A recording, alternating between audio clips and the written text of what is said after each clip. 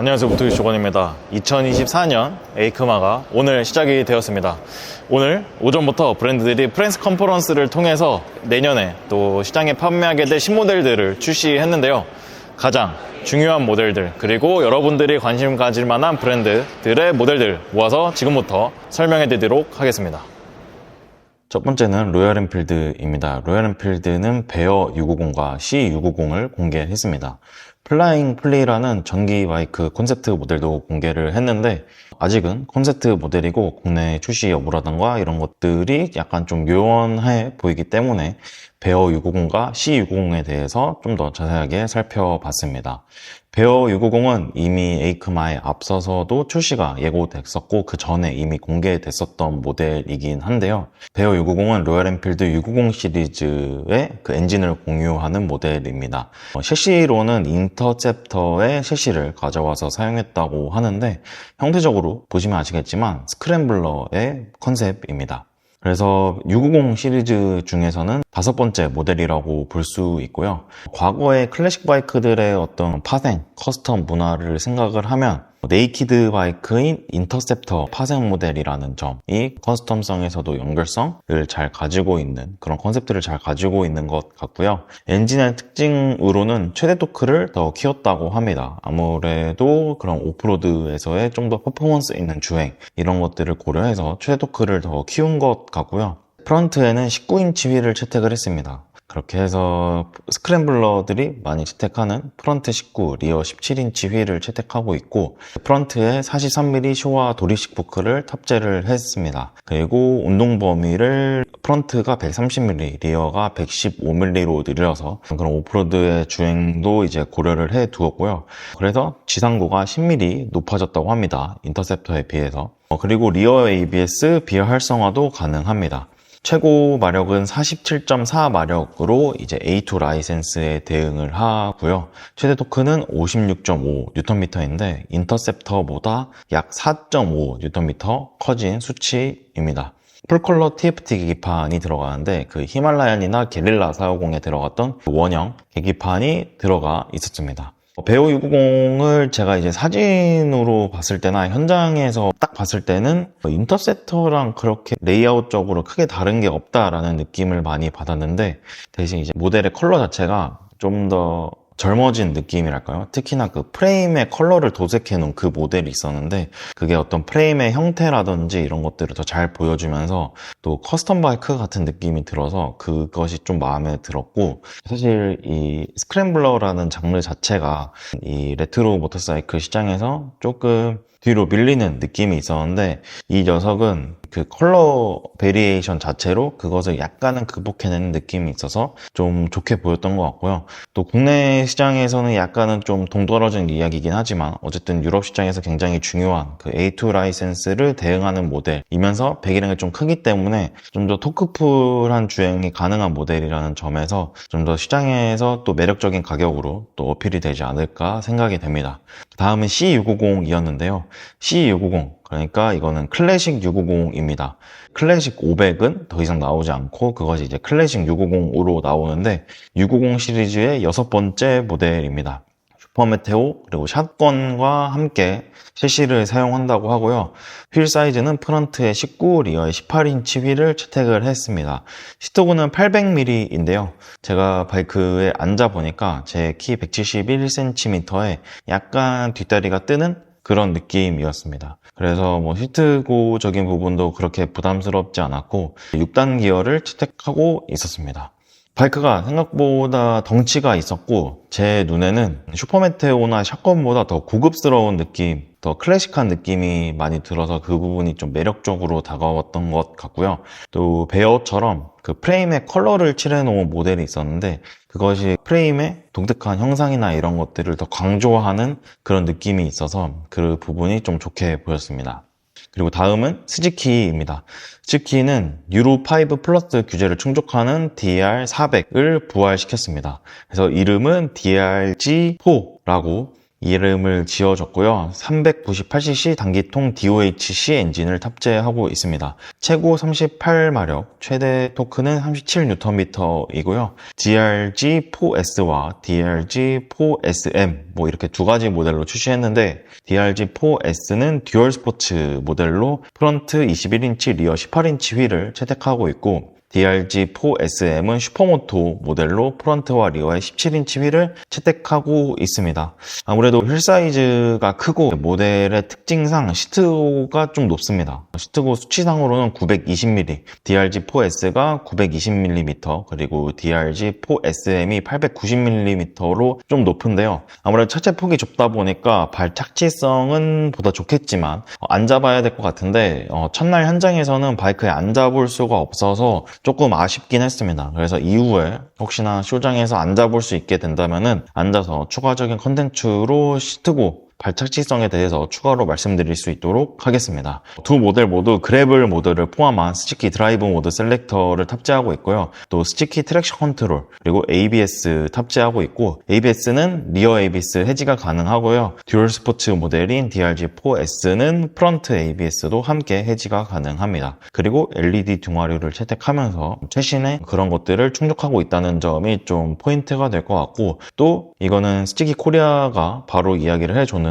국내에는 내년 하반기에 출시가 될 거라고 하는데, 가격적으로 만약에 CRF 300L보다 조금 더 높은 가격이라고 하더라도 저는 어떤 구성이나 배기량, 어떤 출력적인 부분에서 꽤나 어필이 되지 않을까라는 생각이고, 개인적으로는 그 노란색의 DRG4S가 굉장히 매력적으로 보였는데 내년에 국내 시장에 조금이라도 더 빠르게 출시되면은 아무래도 국내에서 좀 많이 반응이 좋지 않을까라는 생각입니다. 다음은 혼다입니다. 혼다는 굉장히 많은 신모델을 선보였는데 이미 앞서서 온라인을 통해서 공개가 됐었고, 국내에서 뭐 다른 이제 유튜버 분들이나 매체에서도 많이 소개가 되었습니다. 이번에 이제 공개된 신모델로는 포르자 750, 포르자 350, NC750, NT1100, 그리고 12100 호넷, 12100 호넷 SP, PCX 125, 그리고 유럽 시장에서는 GB350S가 처음으로 공개가 되었습니다. 간단히 보면은 포르자 750은 전동식 윈드스크린을 탑재하고 있고, 이제 디자인이 변경이 되었는데 프런트 디자인이 제가 느끼기에는 좀 더 이제 옆으로 넓어지고 풍문해진 느낌?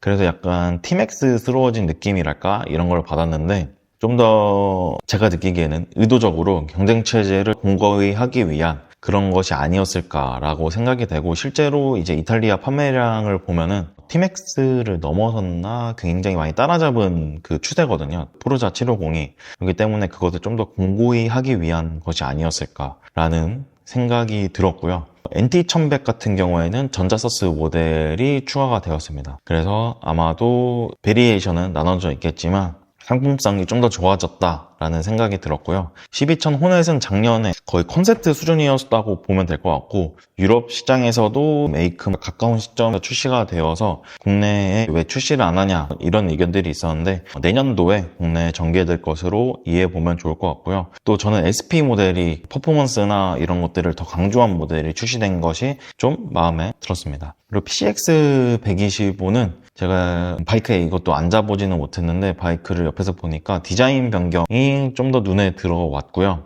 그 프런트 디자인이 이전에는 조금 더 깔끔한 그런 느낌이었는데 지금은 좀 더 공격적인 느낌으로 바뀐 게 특징이었던 것 같습니다. 이렇게 혼다가 이 내연기관들 모델들을 앞서 말씀드린 이 모델들을 발표를 하고, 그 다음에는 전기 모델들이나 전기 컨셉트를 발표를 했습니다. 그러면서 사실 이제 유럽 시장만 놓고 본다면은 GB350S가 굉장히 좀 현장에서 반응이 좋았던 모델이었는데 유럽에 출시됐으니까 이제 국내에도 머지않아서 아마 출시될 것으로 저는 기대를 하고 있습니다. 근데 아무튼 이제 우리나라에는 이미 GB350C가 나왔기 때문에 약간은 혼다 올해 좀 약한데? 라는 느낌이었는데, 그 다음에 혼다가 마지막으로 V3 엔진을 공개를 했습니다. 세계 최초의 V3 엔진이고요. 현장 분위기가 작년에 600알 날 때는 또 다른 분위기였습니다. 작년에 600알 날 때는 거의 이제 환호성과 박수 소리가 많이 나왔다면 V3 콘셉트는 다들 이제 이게 뭐지?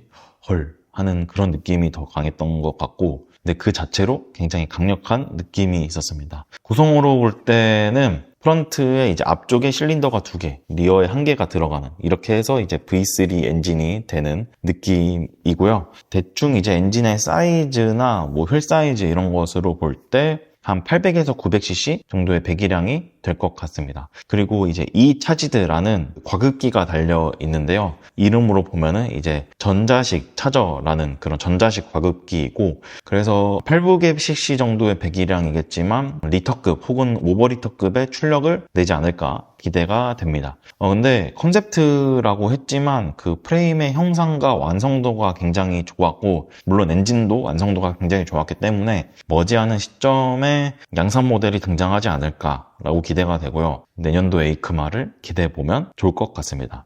다음은 BMW 부스를 살펴봤는데, BMW는 직전에 공개되었던 S1000R, M1000R, 그리고 S1000RR, M1000RR, 그리고 M1000XR 신모델을 전시를 해 두었습니다. 아무래도 이제 디자인 변경이 가장 컸던 거는 S1000R과 M1000R이었는데요. S1000RR이나 M1000RR과 약간은 프런트 디자인이 비슷한 쌍눈 헤드라이트를 탑재하고 있었고요. 개인적으로는 이전의 디자인이 좀 더 낫지 않았나, 싱글 헤드라이트가 낫지 않았나 라는 생각이었는데, 좀 더 자세한 내용은 추후에 또 다른 컨텐츠로 말씀드릴 수 있도록 하겠습니다.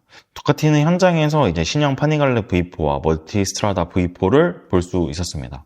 파니갈레 V4는 아무래도 사진보다는 실물이 좀 더 임팩트 있었던 것 같고요. 좀 더 슬림해진 느낌이 좋았던 것 같습니다. 신모델로는 이제 월드 프리미어로는 현장에서 파니갈레 V2와 스트리트 파이터 V2가 공개가 되었는데요. 이미 엔진은 에이크마에 앞서서 공개가 되었었죠. 새로운 90도 V2인 엔진을 탑재하고 있는데 이전보다 17kg의 무게를 감량했습니다. 그런데 배기량은 890cc인데요. 엔진의 무게만큼 그 출력도 감량이 되어서 이제 최고 마력은 120마력입니다. 그래서 아마 이전의 V2가 한 155마력 정도였던 것으로 제가 기억을 하는데, 엔진 마력이 많이 줄었죠. 하지만 그 두카티에서는 무게가 많이 줄었기 때문에 그만큼 무게당 마력비가 좋아졌다라고 이야기를 하고 있고, 역사상 가장 가벼운 파니갈레라는 점을 강조를 했습니다. 그래서 랩타임적인 측면에서도 크게 뒤처지지 않는다라는 점을 강조를 했고요. 엔진으로 보면은 이제 두카티가 굉장히 오랫동안 고수하고 강조해왔던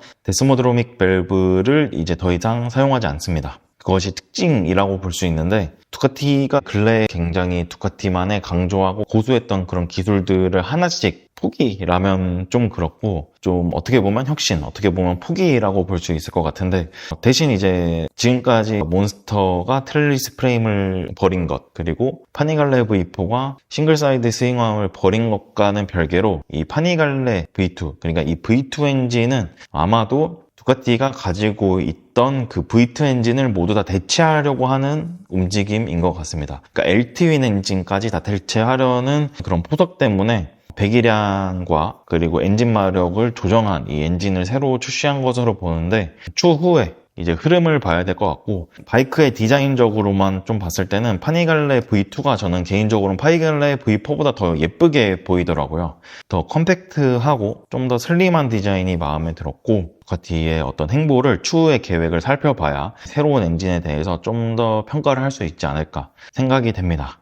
다음은 야마하 부스를 살펴봤는데, 일단 가장 좀 핫한 모델이라고 할 수 있는 YGF R9을 살펴봤습니다. 일단 실제로 본 YGF R9은 예상보다 포지션도 잘 나오고 엔진의 뒤 그 빈 공간도 크게 티가 나지 않았습니다. 그리고 걱정과 달리 MT09와는 많이 다른 느낌이 있었고요. 일단 프레임 자체도 다르기 때문에 포지션 앉아봤을 때 좀 더 본격적인 스포츠 포지션이 나온다라는 것을 알 수 있었고, 대신 디자인은 저는 오히려 사진이 낫더라고요. 실물에서는 오히려 임팩트가 좀 약한 느낌이 있었고요. 국내에 출시하게 되면은 빠르게 시승을 해보고 싶은 모델이었습니다. 또 새로운 MT-07도 살펴봤는데, 저는 새로운 MT-07의 디자인 굉장히 마음에 들었고요. 그리고 현장에서 재미있던 거는 YAMT, 야마하의 새로운 오토매틱 트랜스미션, 오토매틱 기어의 그 구동계를 움직이게 목업을 해놓은 것이 좀 흥미로웠는데, 혼다의 이 클러치는 물론 매뉴얼 트랜스미션의 진화이지만 그것은 바깥에 설치되어 있는 것과 달리 야마하의 YAMT는 엔진 내부에 2개의 모터가 들어가서 자동으로 변속을 해주는 시스템이었는데, 그것을 이제 구동 방식이 실제로 볼 수 있었다는 점은 좀 흥미로웠고요. 이 YAMT를 채택한 MT-07과 트레이서9 GT 플러스가 현장에 있었는데요. 생각보다 이제 많은 사람들이 앉아보면서 관심을 보였는데 클러치 베러버가 없는 것에 약간 다 어색해하는 그런 사람들의 반응이 있었는데 과연 실제로 달릴 때 어떤 느낌일지 좀 궁금했고요. T-MAX는 구성을 살펴보니까 페이스 리프트로 이제 디자인 변경으로 보는 게 좋을 것 같았고, MX 역시 이제 밖에서 봤을 때는 PCX처럼 좀 더 이제 공격적인 디자인을 채택한 느낌 해서 두 모델이 디자인의 흐름이 약간 비슷하다라는 점이 좀 흥미롭게 보였는데, 앉았을 때 약간 제가 이제 오랜만에 앉아보고 기분 탓인지 모르겠지만 좀 더 약간 뒤로 눕는 포지션이 편해진 느낌이 있었습니다. PCX랑 라이딩 포지션 자체도 약간 비슷해진 느낌이 있었는데, 국내 내년에 아마 PCX와 MX는 주요 모델이기 때문에 빠르게 출시할 것으로 보이는데 그때 또 비교 시승으로 좀 더 자세하게 살펴보도록 하겠습니다. 다음은 가와사키 부스를 살펴봤는데, 가와사키는 G9과 G1100SX를 신모델로, 그리고 버시스 1100을 현장에서 신모델로 선보였습니다. 따로 가와사키는 올해 프레스 컨퍼런스를 진행하지는 않았고요. 그리고 현장에서 이제 아마도 국내 내년도에 출시될 W235가 메구로 모델도 살펴볼 수 있었습니다. 다음은 KTM이었는데요. KTM 역시 이제 따로 프레스 컨퍼런스를 진행하진 않았지만 지금 RC990C를 좀 중점적으로 살펴봤는데 거의 레이스 바이크로 보일 정도로 굉장히 그런 완성도나 구성이 정말 좋았고요. 많이 기대가 됩니다. 파츠라던가 바이크의 포지션 이런 것 자체로 굉장히 고성능을 끌어올린 바이크라고 볼 수 있었고, KTM이 강조하는 그 D2 레이스를 표현한 바이크이지 않을까라는 점에서 많이 기대가 되고요. 국내에 출시를 해서 이 모델 같은 경우에는 미디어 시승회를 진행해주면 좋지 않을까라는 기대를 하게 해주는 그런 바이크였습니다. 그리고 앞서서 공개했던 1399 슈퍼 어드벤처 S 이보라든가 1300 슈퍼듀크 GT, 그리고 390 어드벤처 랠리를 볼 수 있었는데, 디자인이 저는 솔직히 좀 적응이 힘든 디자인이라 마음이 많이 가는 모델은 아니었지만, 어쨌거나 390 어드벤처 랠리 같은 경우에는 좀 더 본격적인 390 어드벤처다라는 점에서 좋아 보였고요. 또 슈퍼듀크 GT는 1390 슈퍼 어드벤처 S 이보보다는 훨씬 더 디자인이 좋아 보였고 좀 더 확실히 공격적인 느낌이 많이 들었습니다. 슈퍼듀크 GT는 이전에도 굉장히 저는 선호하는 스포츠 투어러 모델이었는데, 아무래도 인기 자체가 엄청나게 많은 모델이라고 할 수는 없지만 그 매니아층에게는 계속해서 어필할 수 있는 바이크다라고 볼 수가 있었고, 그 다음에 이제 허스크바나는 비트플랜 801이 전시가 되었습니다. 이 에이크마의 직전으로 해서 이제 해외 기자들은 미디어 시승회를 다녀왔다고 하는데, 오히려 그 스파르트 플랜보다 훨씬 더 라이딩 감각이 좋았다라는 그런 후기를 제가 들었거든요. 근데 실물의 디자인도 좋았고, 헤드라이트 디자인이라던가 이런 것들이 좀 실험적인 그리고 공격적인 느낌이 들었던 점이 좀 인상적이었던 것 같습니다.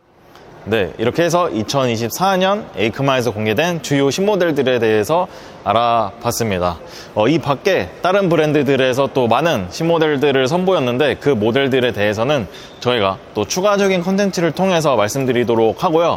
혹시 제가 앞서 소개시켜드린 모델들에 대한 궁금증 댓글로 남겨주시면 그것에 대해서 저희가 더 많이 공부해서 여러분들께 또 말씀드릴 수 있도록 하겠습니다. 그럼 오늘도 영상 봐주셔서 감사하고 다음에도 또 다른 컨텐츠로 뵙겠습니다. 감사합니다.